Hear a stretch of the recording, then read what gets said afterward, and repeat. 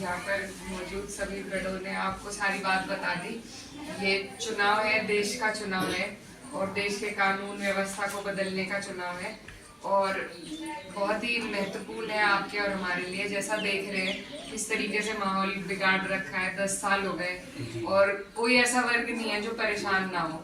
किसानों का भुगतान नहीं हो रहा है, एमएसपी के दाम नहीं हो रहे, महंगाई है और किस तरीके से सिर्फ कुछ चंद लोगों को फायदा पहुंचाने के लिए पूरे देश को बेचा जा रहा है। तो ये सारी बातें आप सबके सामने हैं।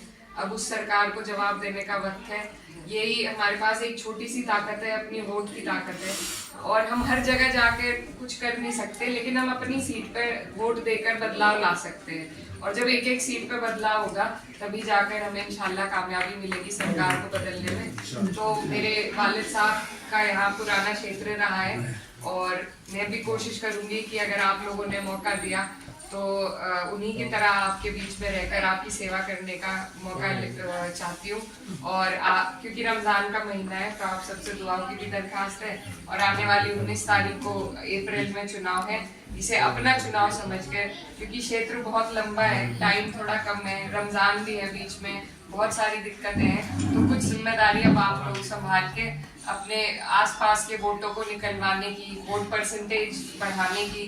जो पर्चियां हैं, कभी कभी बूथों की दिक्कत हो जाती है, वोटों की दिक्कत हो जाती है, उस पर पहले ही निगरानी रख ली जाए तो वो बेहतर होगा।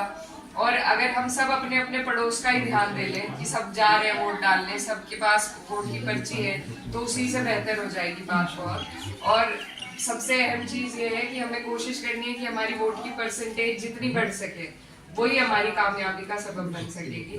तो हमारे जो 22 का चुनाव था नाहिद भाई का कैराना में, उसमें भी हम बहुत ज्यादा वोट परसेंटेज हुई, तभी वहाँ कुछ धांधली नहीं हो पाई और तभी हम वहाँ जीतने में कामयाब हुए।